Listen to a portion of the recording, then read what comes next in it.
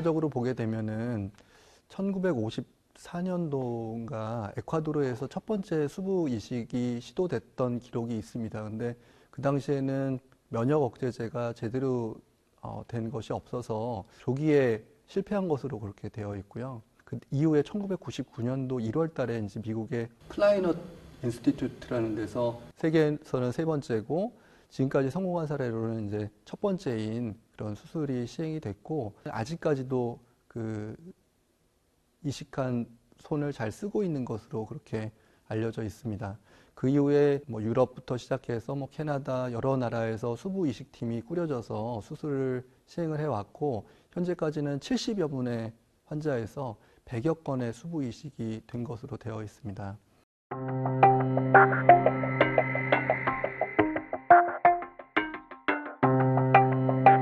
우리나라에서는 2017년도에 그 수부 이식이라는 영역이 신의료기술에 통과되면서 W병원과 영남대병원에서 최초의 이제 수부 이식이 시행이 됐습니다. 그를 계기로 2018년도에 이제 장기 이식법이 개정이 되면서 손발의 이식이 법의 테두리 안에서 시행이 될 수 있게 되었습니다. 그래서 그때부터 저희가 수부 이식 팀을 꾸려서 성형외과의 홍종원 교수님과 저와 그리고 이식외과의 주동진 교수님이 주축이 돼서 팀을 꾸려서 준비를 해왔고요. 그 결과물이 이번 1월 달에 저희 수부 이식이라고 말씀드릴 수 있을 것 같습니다.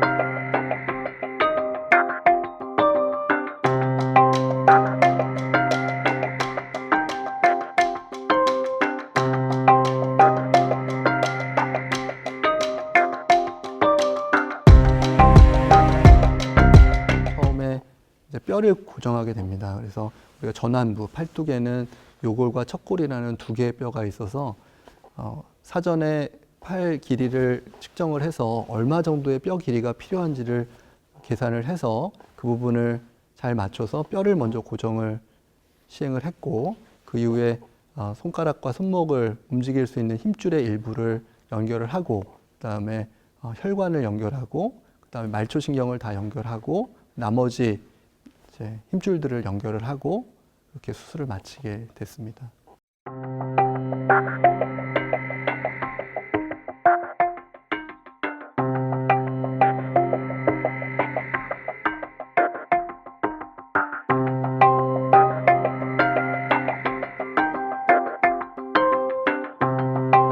손을 잃었을 때 의수를 착용하거나 그러면서 어느 정도의 기능을 하실 수 있는 분들도 있고 그렇지 못하신 분들도 있습니다. 그러니까 손을 잃고 나서 손의 기능 저하로 일상생활이 많이 어려우신 분들이 결국은 수술 대상이 될 수가 있는데 우리가 수술이 가능하신 건지 그렇지 않은 건지는 우선은 그 수혜자분의 건강 상태를 고려를 하지 않을 수가 없습니다. 우리가 수술을 하게 되면 결국은 타인의 손이 와서 기능을 해야 되기 때문에 평생 면역 억제제를 드셔야 되는 것을 피할 수 없는 일이기 때문에 이분이 어떤 만성 감염성 질환을 갖고 있다든가 기본적으로 어떤 혈관에 이상이 있다든가 신경 자체의 손상이 너무 심하다든가 그러면 수술 자체가 불가능하기 때문에 수술 대상이 될 수가 없습니다. 하지만 그렇지 않고 건강한 신체를 가지고 계시다고 하면은 수술 대상은 될 수가 있을 것이라고 말씀드릴 수 있고요. 그렇게 되면은 저희가 여러 가지 평가를 통해서 장기 이식 센터에 수술 수혜자로서 등록을 하게 됩니다.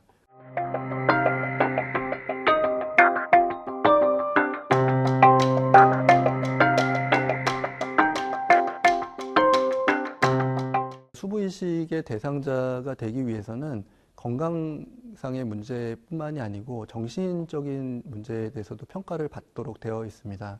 그 이유는 다른 장기 이식과는 다르게 수부의 이식은 생명과 직결된 것이라기보다는 어떤 삶의 기능을 향상시키기 위한 그런 수술이라고 말씀드릴 수 있을 것 같고요. 그렇기 때문에 그 수술 이후에 평생 면역 억제제를 복용을 하고 그리고 아주 장기간의 수부 재활의 프로그램을 참여를 해야 되는 기간이 필요하게 되는데 그 기간에 대해서 잘 이해하지 못하고 수술을 받게 되면 손의 기능을 제대로 회복할 수가 없어서 결국은 재절단까지도 가는 경우가 있을 수가 있습니다. 그래서 가장 중요한 거는 우선 혈액형이 맞아야 되는 것으로 말씀드릴 수 있을 것 같고, 또 백혈구 항원에 대한 일치도가 얼마나 높은지, 그리고 그런 항원에 대한 항체를 얼마나 가지고 있는지를 평가를 해서 이 수혜자가 공여자의 팔을 받을 수 있는지를 평가를 하게 됩니다. 하지만 그렇다고 우리가 남녀 성별을 바꿔서 한다든가 아니면 손의 크기나 이런 것이 한쪽 팔을 이식하는 경우에는 반대팔 모양을 어느 정도는 생각을 할 수밖에 없습니다. 그래서 가급적이면 성별이나 손의 크기나 그리고 어떤 피부의 톤이라든가 그런 것들을 평가를 해서 수술 순위라든가 우선순위를 결정하게 됩니다.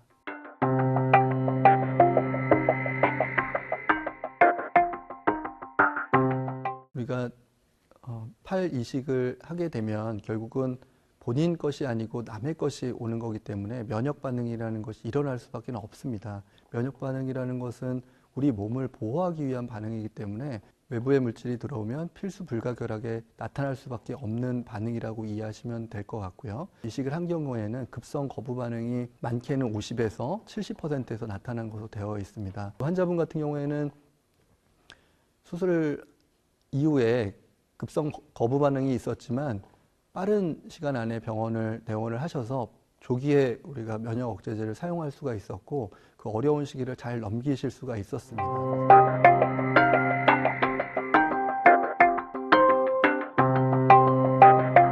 성공 사례가 보고되면서 30여 분께서 지금 수술을 원하고 이제 그 수혜가 가능한지를 평가하는 단계에 있다라고 말씀드렸는데, 그러려면 사실 공여자가 있어야지 수술이 가능합니다.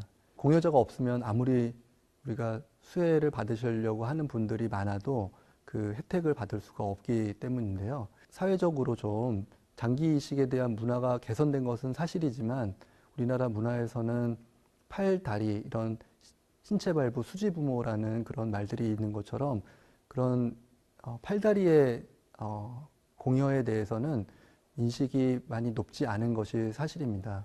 그래서 그런 팔다리 공여에 대한 장기 이식에 대한 그런 홍보랄지는 아니면 인식 개선 그런 것들이 필요할 거라고 생각이 되고요. 개선만 좀 더 되면 공여하시는 분들이 조금 더 늘어나지 않을까 하는 생각을 하고 있습니다.